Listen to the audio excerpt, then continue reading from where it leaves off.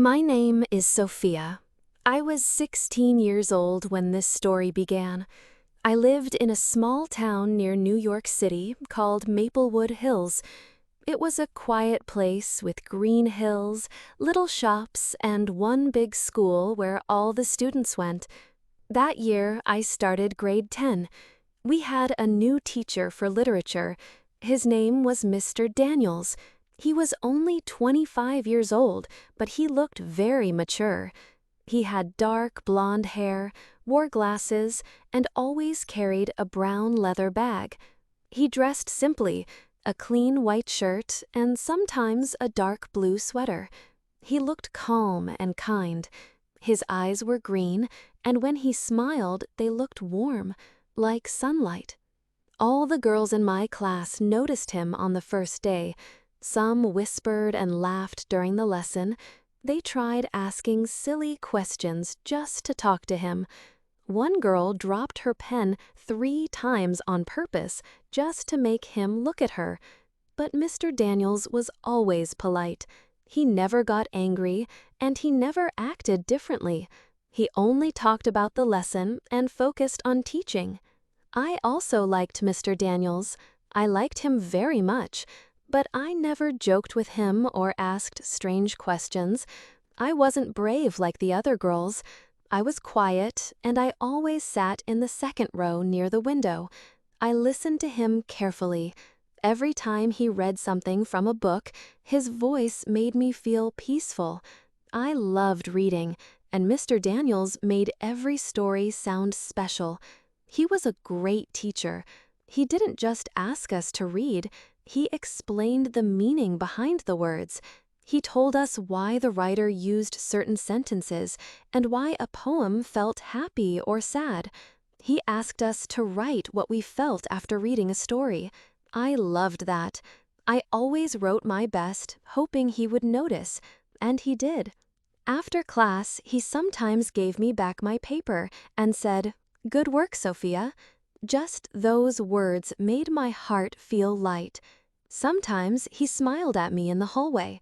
I felt my cheeks grow warm. I never missed his class. Even when I was sick, I came to school. I wanted him to see me as a good student. I wore my best clothes on the days we had his class. I brushed my hair nicely and put on a small silver ring my grandmother had given me. I wasn't trying to look pretty like the other girls. I just wanted to feel good about myself. I hoped he would notice that I was different. But Mr. Daniels was always the same, friendly but not too close. He helped everyone in the same way. Still, when he asked me questions during class, I felt my hands shake. My heart beat very fast, but I answered, even if I was scared. And when he said, "Well done," I smiled all day. At home, I thought about him. I imagined what he liked to do after school. Did he have a cat or a dog?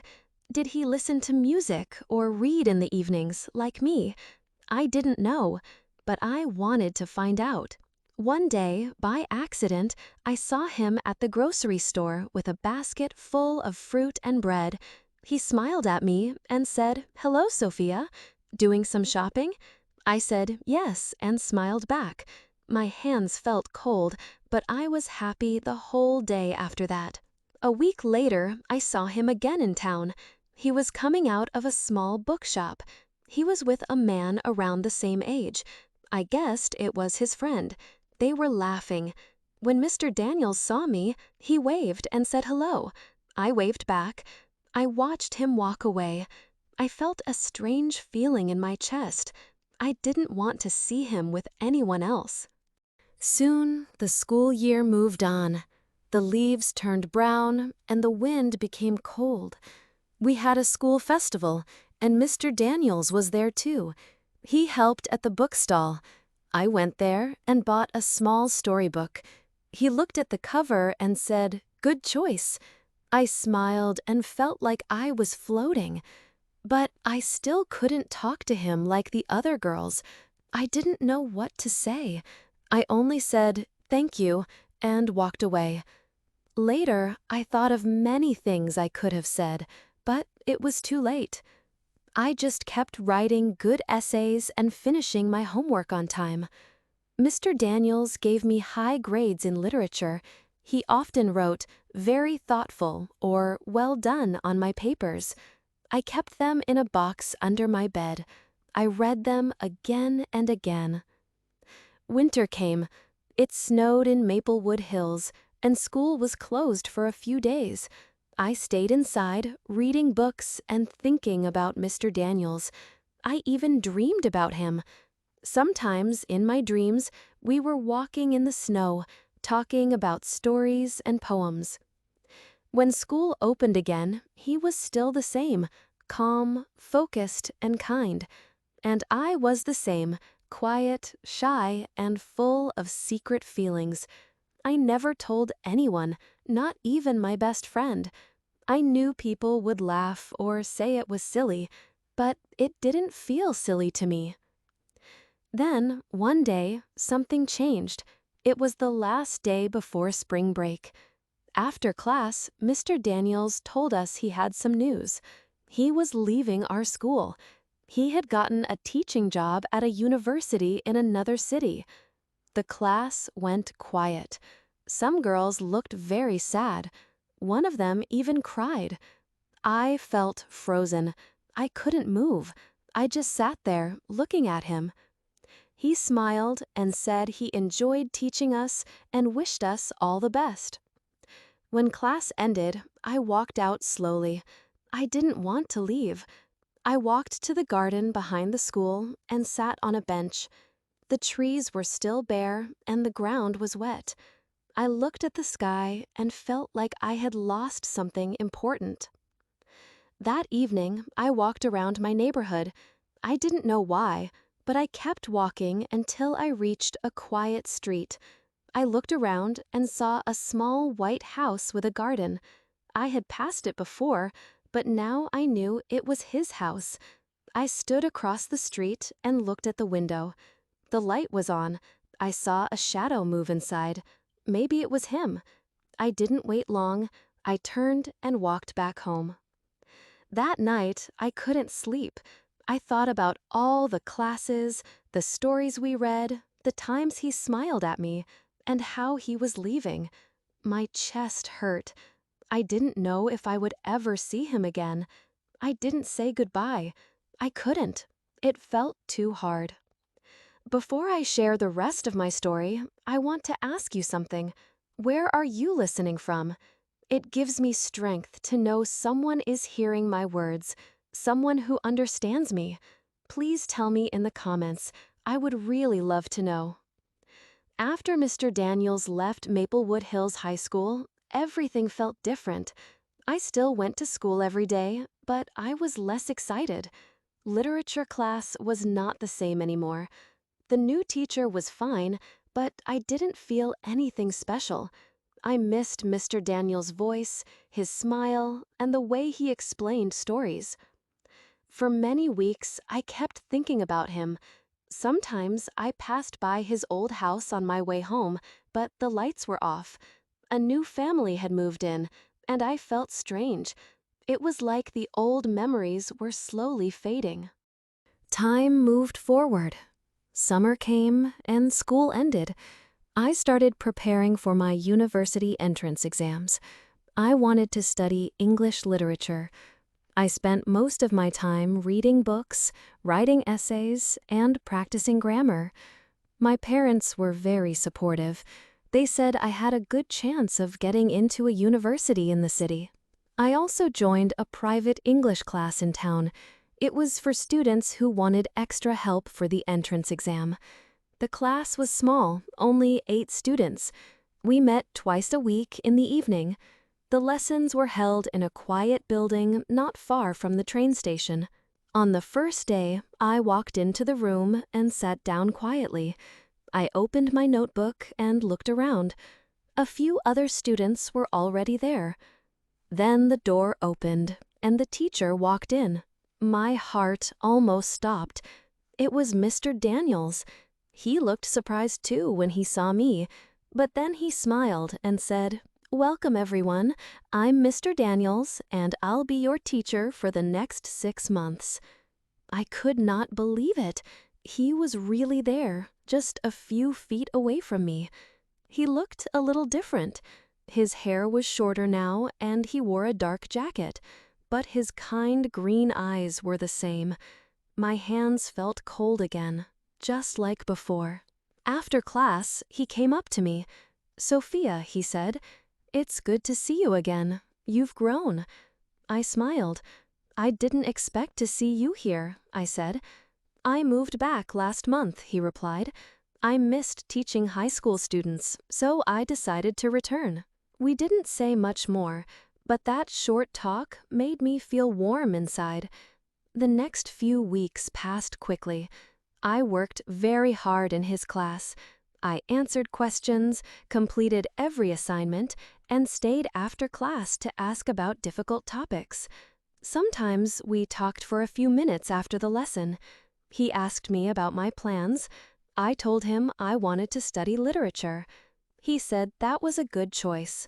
One evening, it started raining just as class ended.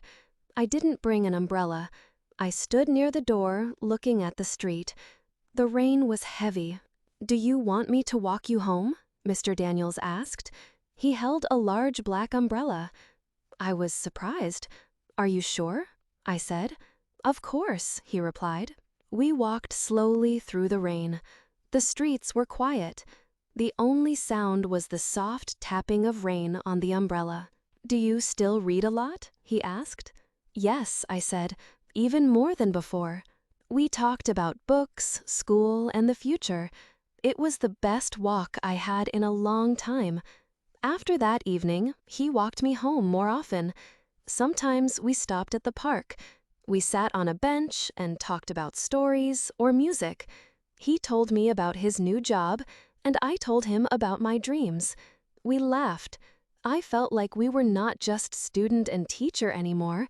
We were two people who understood each other. One Saturday, he asked if I wanted to go to the cinema.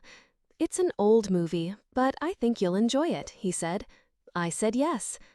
That evening, I wore a nice dress and a small necklace. We met outside the theater. He looked happy to see me. We watched the film and then walked to a small cafe. It was raining again, and the cafe lights looked golden through the window. That night, he kissed me for the first time. It was soft and gentle, and I felt like I was in a dream. After that, we spent more time together. We kept it a secret. Only I knew. I didn't tell my parents or friends. I didn't want anyone to judge us. I didn't want to lose him again. Sometimes I wondered if this was real. I was just a student, and he was older. But when we talked, it didn't feel wrong. We talked for hours and never got bored.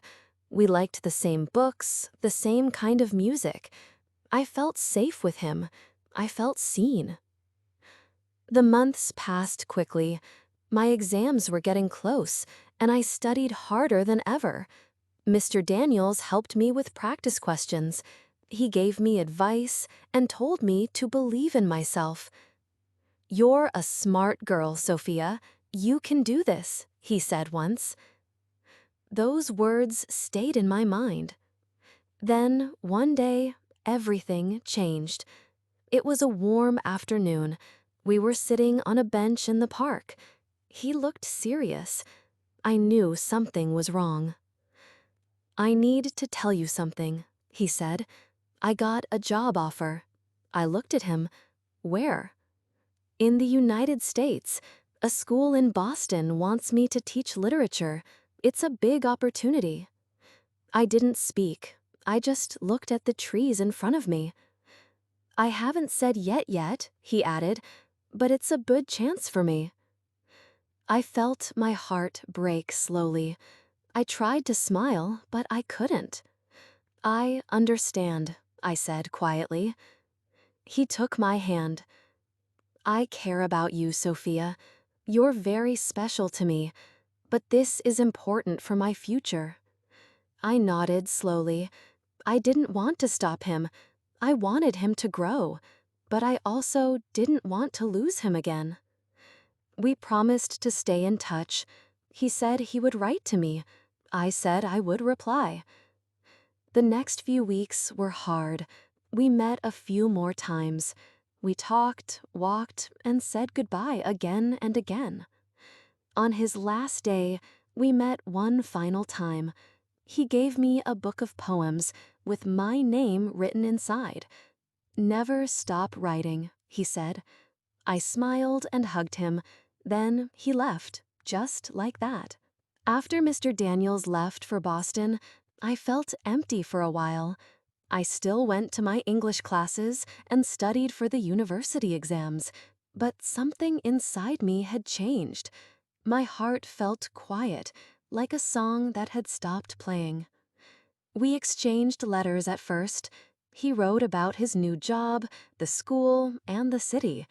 I told him about my exam preparation and the books I was reading. Every week, I waited for his letter. I checked the mailbox every day, hoping to see his handwriting on an envelope. For the first few months, the letters came regularly, but then they started coming late. Sometimes 2 weeks passed, sometimes 3.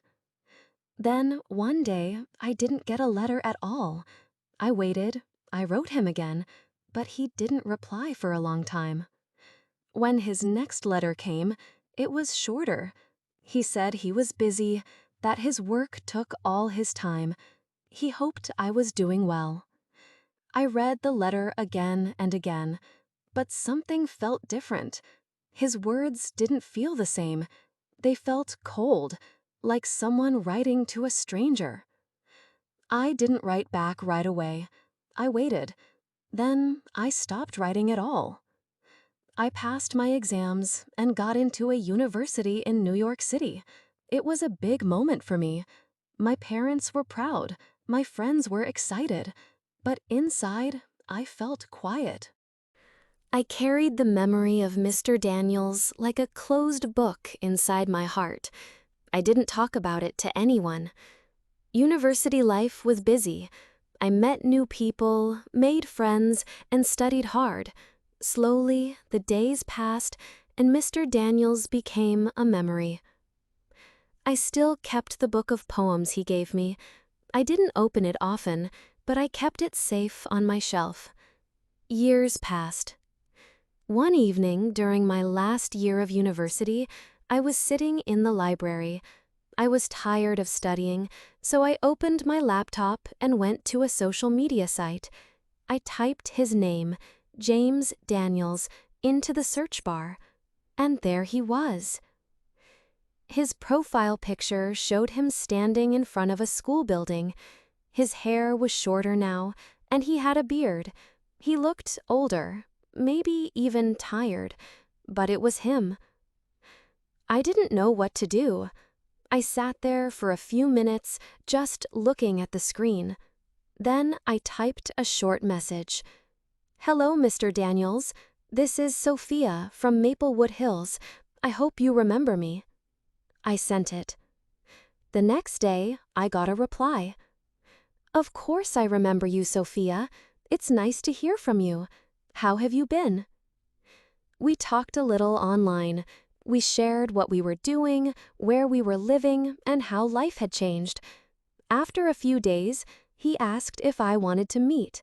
He was visiting New York for a conference. I said yes. We planned to meet at a small cafe near the park. I arrived early. I wore a simple dress and tied my hair back. I didn't know what to expect. I looked out the window and waited. Then I saw him. He walked in slowly, wearing a dark coat. His face looked older. He had small lines near his eyes, and he had gained some weight. His green eyes were not as bright as I remembered. "Hi, Sophia," he said with a smile. "Hi," I said. We sat down and ordered coffee. We talked about school, work, and the years in between. He told me about his job in Boston. I told him about university and my plans to become a writer. But something was missing. I didn't feel the same. He was kind, still calm and polite, but the feeling I once had was gone. The person I had loved at 16 didn't live in this man anymore. Or maybe I was not the same girl. After 2 hours, we said goodbye. "It was really nice to see you," he said. I smiled. "It was nice to see you too." That evening, I walked back to my apartment. I felt a mix of feelings: peace, sadness, and a little joy. I thought about everything we shared. It was real, but it was over. A few days later, he sent me a message. "It was nice meeting you. I hope we can stay friends." I replied, "Thank you, Mr. Daniels. I wish you all the best." We talked a little more after that, but I knew, deep inside, it was time to move on. 1 week later, I was walking in the park near my apartment. It started to rain. I stood under a tree and watched the drops fall. The world looked soft and quiet. I remembered the time he walked me home in the rain. I remembered the sound of his voice, his gentle smile, and the way I once felt. And I smiled. I thought, life is like rain. Sometimes it feels cold and sad, but it also helps flowers grow. It makes the earth new again. It washes away what is old and brings something fresh. I still remember Mr. Daniels sometimes, but now, when I think of him, I don't feel pain. I feel calm. He was part of my story, but he wasn't the end of it. Now I'm writing new pages. I have a job I love. I teach children how to read and write. I help them see the beauty in words, just like he once helped me. And maybe someday, someone will feel inspired in my class too. Maybe I'll be someone's favorite teacher, just like he was mine. Because life moves forward. People change. Feelings change. But memories stay with us. They teach us. They shape us. And sometimes, the most beautiful stories are the ones that stay in the heart, even if they don't last forever.